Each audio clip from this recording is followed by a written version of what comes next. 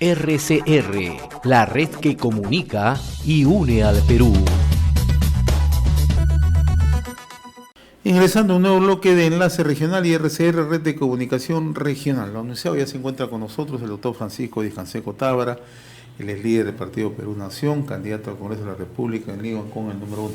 Qué gusto saludarte, Francisco. El mío, Pepe, grato tenerte. Gracias por la invitación.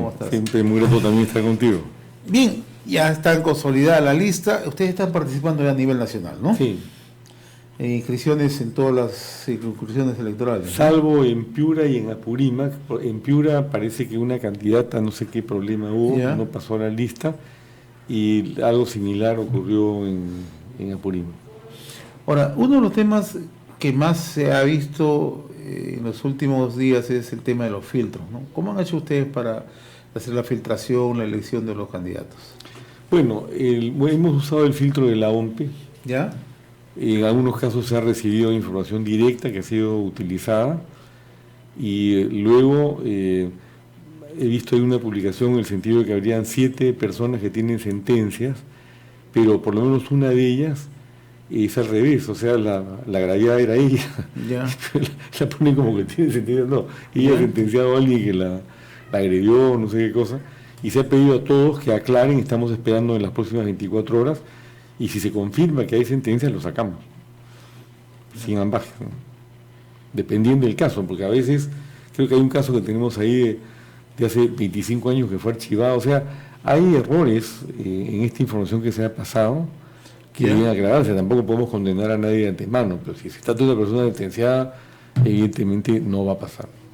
¿Cómo así es que decides tú participar en estas elecciones? ¿Cuál es la razón central, cuál es el peso central de la participación tuya, ¿no? Porque pensé que estabas tú pensando participar en el 2021, en las presidenciales. ¿Cómo es que te animas a participar en el Congreso? Bueno, el hecho de que participemos en el 2020 en las congresales no implica que no vamos a participar en el 2021. ¿Ya? A mí por lo menos no me impide hacerlo, ¿no? La idea en este caso es muy clara. Esta es una elección decisiva. Con todo lo ocurrido, se corre en primer lugar el peligro de que la izquierda comunista obtenga una votación sustantiva y logre el empeño que tiene hace muchos años de modificar el régimen económico para instaurar un sistema chavista y comunista en el Perú. Eso nosotros no lo vamos a permitir. En segundo lugar, es urgente que se pongan en marcha medidas efectivas de lucha contra la corrupción, cosa que no ha ocurrido hasta ahora, salvo en los muy publicitados casos de Lava Jato, y por una razón muy sencilla, porque no se está haciendo nada a nivel de limpiar los estamentos del Estado, el Poder Judicial, la Fiscalía, la propia Contraloría de la República, de los elementos corruptos que están ahí enquistados y que la siguen manejando. Entonces la idea nuestra es que el primer día vamos a pedir que se ponga a debate el proyecto de ley para crear el Consejo Nacional de Moral Pública, que, y creo que sobre este tema hemos conversado con anterioridad, tiene por objeto crear un sistema de control externo del Poder Judicial, de la Fiscalía, etcétera, que pueda permitir o que permita que se vote a los corruptos, que es la única forma de acabar con la corrupción. Todo lo demás es un saludo a la bandera, todo lo demás lo estamos viendo ahora. ¿Cómo funcionaría ya? La idea del Consejo Nacional de Moral Pública significa algunas modificaciones constitucionales para que el Poder Judicial o la Fiscalía no puedan decir que se está atentando contra su autonomía. Porque claro, ¿qué pasa? Hoy día tienen órganos de control interno que no operan para ningún efecto, y lo sabemos perfectamente bien, son una tomadura de pelo. A través del Consejo Nacional de Moral Pública lo que vamos a hacer es crear un organismo de control externo que tiene 2 misiones. La misión inmediata es atacar a los corruptos que están insertos en, por ejemplo, el Poder Judicial, y votarlos. ¿De qué manera? Recibiendo denuncias, estableciendo tribunales de honor que van a reemplazar a los órganos de control interno y que no dependen de la Corte Suprema o de la Fiscalía de la Nación. Dependen del Consejo Nacional de Moral Pública, que estará dirigido por 3 personas procedentes de la sociedad peruana y elegidos por el Congreso en base a una meritocracia establecida públicamente. Eso funciona en otros países, creo que en Estados Unidos funciona así. Funciona en varios países, ¿no? Ha tenido mucho éxito, y es la única forma, porque si se pretende que las reformas, y esto lo entiende todo el mundo, en contra de la corrupción, sean manejadas por la misma gente que maneja las instituciones. Ya vemos el resultado que hemos tenido, por ejemplo, con la Junta Nacional de Justicia. Después de un año no ha pasado nada. Un año y no ha pasado nada. Porque los corruptos están manejando todo. Porque los intereses creados de ese Congreso disuelto estaban manipulando las cosas. Eso no va a ocurrir. Y ahí estamos nosotros para garantizar que eso no ocurra. El otro tema central para nosotros es lo que llamamos el programa del pueblo del Congreso, que significa varias cosas. En el ámbito directo del Parlamento actual, o el régimen que existe, establecer la revocatoria del mandato parlamentario, para que se pueda revocar a un congresista, como ocurre en la actualidad con alcaldes y con regidores. En segundo lugar, eliminar la inmunidad parlamentaria y sustituirla por un sistema que simplemente blinde en los actos de fiscalización puntuales a los congresistas para que no puedan ser objeto de persecución política. En tercer lugar, el retorno a una bicameralidad en la cual los diputados serán elegidos por provincias, como ocurría en la Constitución del 33, para que representen los intereses de esas provincias y además para que puedan ser revocados si no cumplen con el mandato. No quiero más Johnny Lescanos que vienen de Puno a Lima y se quedan eternamente en Lima y nunca más regresan a Puno porque no pueden rendir cuentas de lo que no han hecho. En cuarto lugar, vamos a plantear en forma inmediata que, de acuerdo al reglamento del Congreso, se eliminen todos los privilegios que tienen los congresistas y puedan ganar una cantidad decente por concurrencia a las comisiones de trabajo y a las reuniones del Pleno, o sea, una suerte de dieta. Y en quinto lugar, vamos a plantear la eliminación del transfugismo. El que entra al Congreso con una bancada determinada y decide por razones de conciencia, como dice el Tribunal Constitucional, retirarse de esa bancada o de ese partido, se va a su casa y lo reemplaza el excesitario. Pero no puede ser que ahora salgan pues estas relucientes bancadas republicanas, liberales, no sé qué más, que vienen de partidos que los llevaron ahí y luego se abren y hacen lo que les da la gana. ¿Qué institucionalidad política se puede desarrollar en esos términos? Absolutamente ninguno. El tercer elemento central para nosotros es el control del presupuesto. En los últimos 5 años se han devuelto al Tesoro Público un promedio de 23.520 millones de soles, no utilizados, en un escenario en el cual el déficit, por ejemplo, de infraestructura escolar del Estado es de 100.000 millones. Con esa plata no habría déficit de infraestructura, o sea, no había déficit de escuelas, o lo que hay, escuelas rurales que no tienen ni agua ni desagüe, o mal ubicadas, etcétera, etcétera. Entonces, queremos controlar la ejecución del presupuesto y luego controlar el presupuesto que se apruebe el año entrante.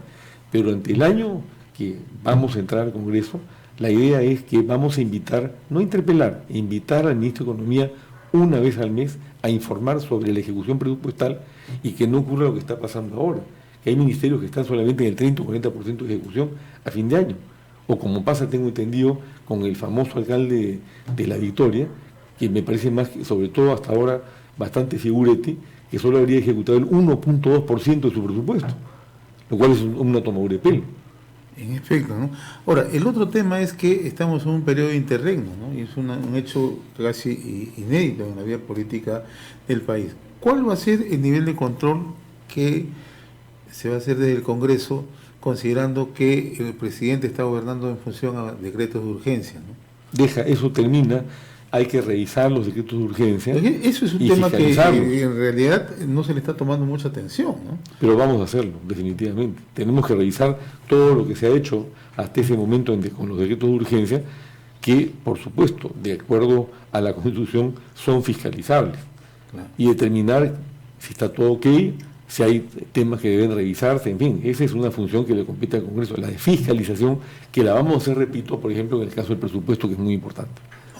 Quiero volver al tema de la inmunidad parlamentaria, que es un tema que, en definitiva, generó un nivel de controversias. Se hablaba de que en algunos casos había excesiva protección, en otros que se manejaba de acuerdo a lo que establece el reglamento interno del Congreso. Desde tu punto de vista, ¿qué es lo que se tiene que hacer? ¿Eliminar, modificar, mejorar?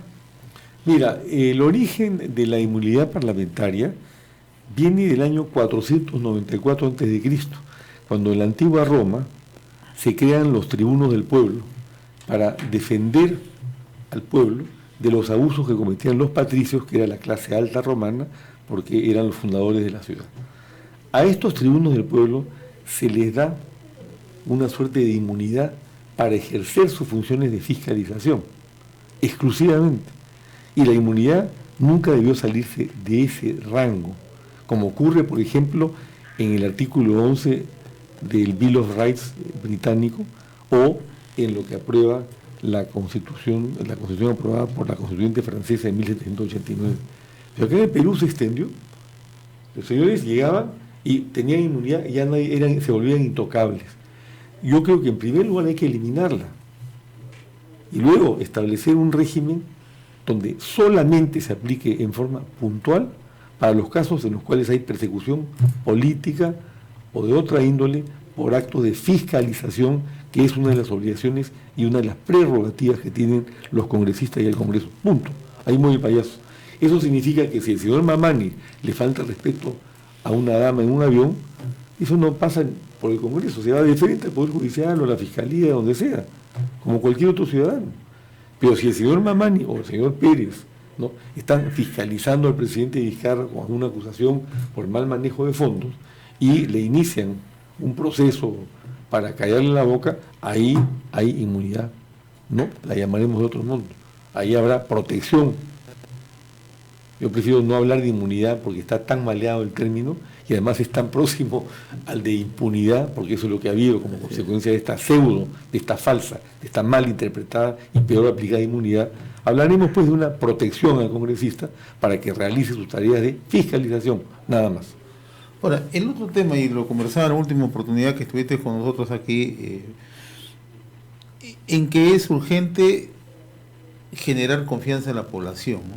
Porque, sin lugar a dudas, y esto no se puede negar, se generó todo un constante enfrentamiento entre ejecutivo y legislativo. O sea, en realidad, no había un punto de entendimiento. Este Congreso, ¿crees tú que tiene esa tarea? ¿Le va a exigir al gobierno, le va a exigir al Ejecutivo sentarse a conversar sobre los temas cruciales para el país? Yo creo que sí. Nosotros creemos que tiene que haber un diálogo positivo en favor del país. Estamos en una situación económica por la cual acabo de ver que el Fondo Monetario anuncia que este año el crecimiento va a ser del 2.4%, muy por debajo de los niveles mundiales, que están en el 3%, y muy por debajo de lo que hemos tenido en años anteriores. Y eso ha sido en parte consecuencia de la crisis política que ha vivido el Perú. Por eso estamos también planteando un proyecto de ley que se llama la Ley de la Igualdad.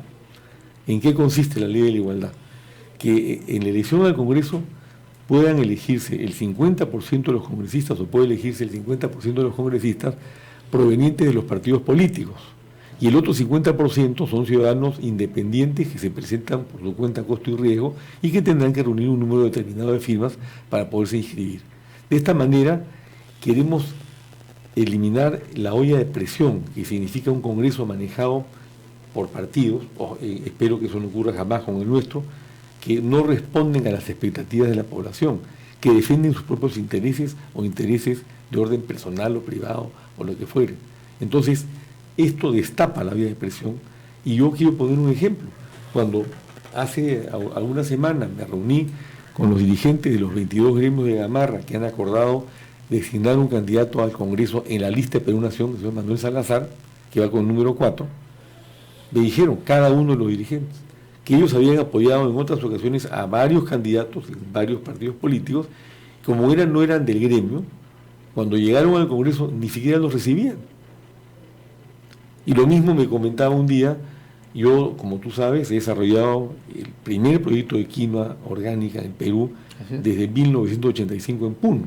Ahí en el sur de Puno, en la zona de Ácora, la señora Josefa, lideresa de las muy trabajadoras y chamberas señoras aymaras de la zona, me dijo, mire, porque en campo no te dicen doctor, te dicen ingeniero. Ingeniero, exacto. ¿No? Ingeniero, me dice, acuérdese de mí cuando llegue al poder, porque aquí pasan los candidatos y luego se van al Congreso y nunca más se acuerdan de nosotros. ¿Cómo destapamos esa olla de presión?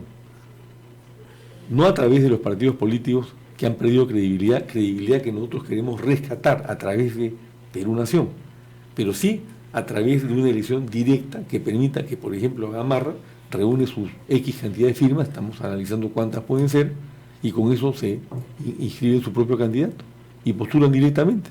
En Chile, por ejemplo, el sistema chileno, un partido político se inscribe con 30.000 firmas ante notario, y un candidato presidencial puede hacer lo propio, sin necesidad de pertenecer a un partido político. Eso fue lo que hizo, por ejemplo, José Antonio Kast, con quien yo tengo cierta amistad, y él recabó sus 30.000 firmas y se inscribió directamente sin partido político y sacó una muy buena votación. Entonces, lo que queremos hacer nosotros es que esto pueda ocurrir en el Congreso de la República.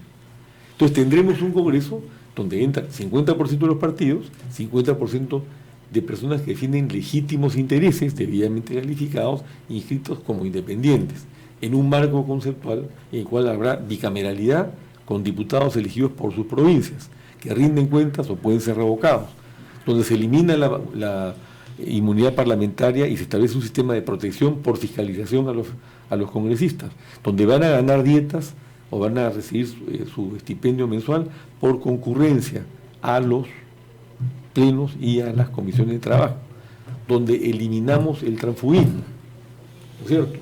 Y donde en consecuencia podemos tener la certeza de que va a haber un Congreso diferente, que además creo que puede ser hasta un factor disuasivo para todos estos arreglistas que se meten ahí a recibir sus 27.000 soles mensuales y a no hacer nada, o a usar el tarjetazo en beneficio propio. Esa es un poco la idea.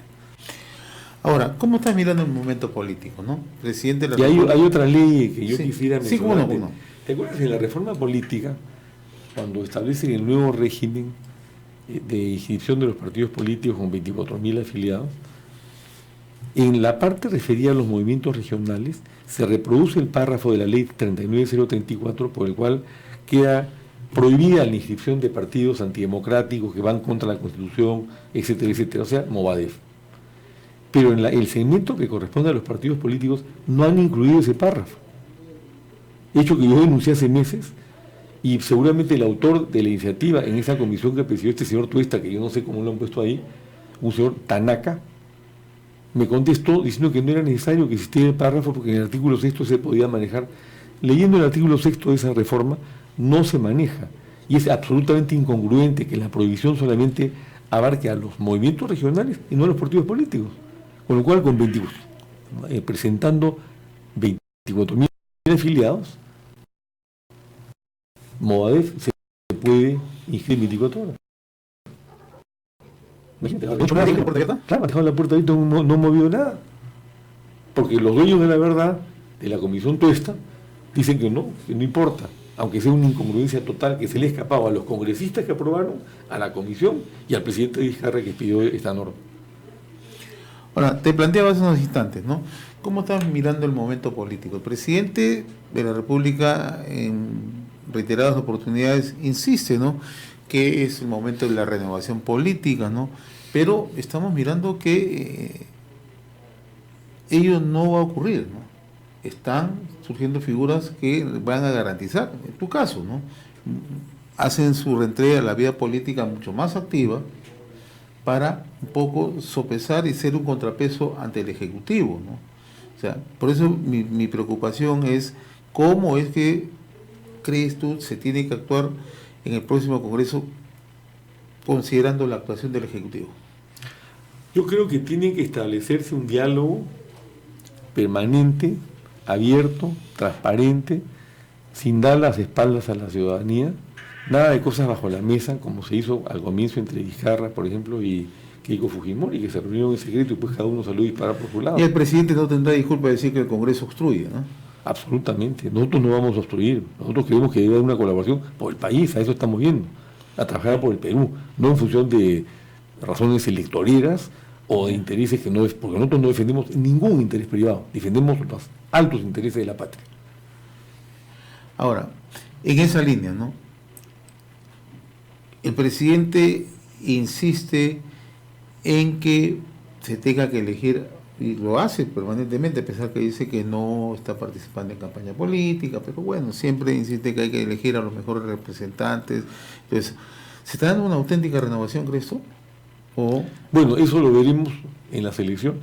Pero a mí me digamos, sorprende, apuntando un poco- por ejemplo, ayer tuve un debate con el señor Torres Caro, Ya. que salió a hablar de lucha contra la corrupción y que representa nada menos que Vamos Perú, el partido de Juan Sotomayor, que tiene 92 denuncias penales y todos saben lo que ha hecho en el Callao, socio de Félix Moreno, que está ya preso felizmente, y de Curi, que también está guardando 5 años de prisión. Ellos van a luchar contra la corrupción. ¿Qué van a hacer los otros partidos tradicionales que han manejado el Perú durante 40 años y que no han hecho nada y que son partícipes de esa corrupción?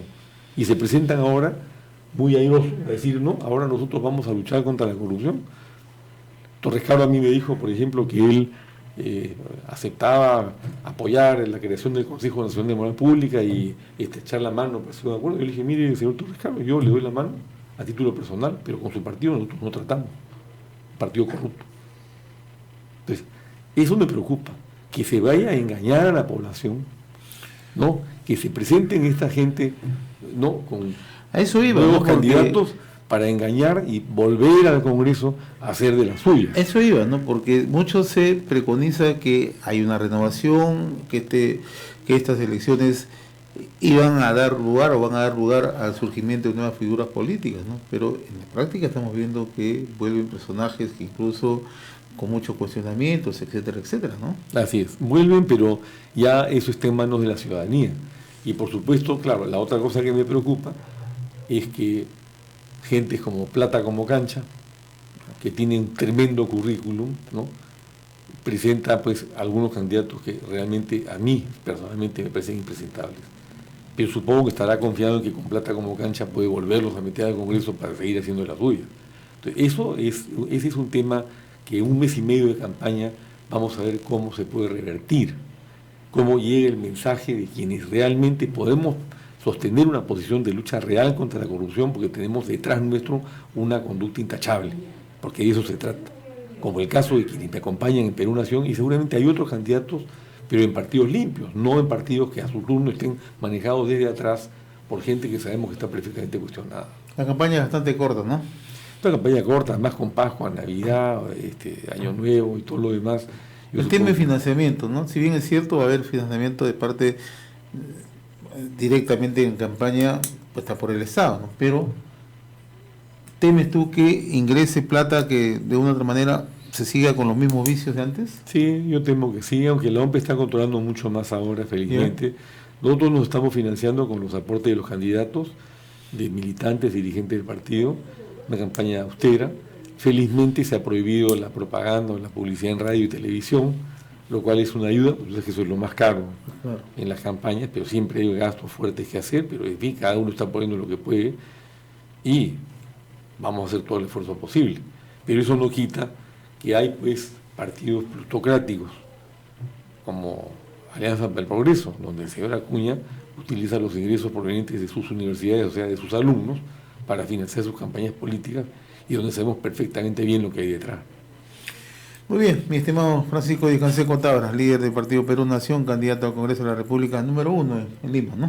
Yo voy con el número 1 en Lima. Así es. En una lista muy interesante, pues tenemos, por ejemplo, en el número 2 a Diana Ricalde, que es una joven emprendedora, abogada, que lucha contra la violencia contra la mujer, directora de Asuntos Legales de la Organización Democrática Mundial.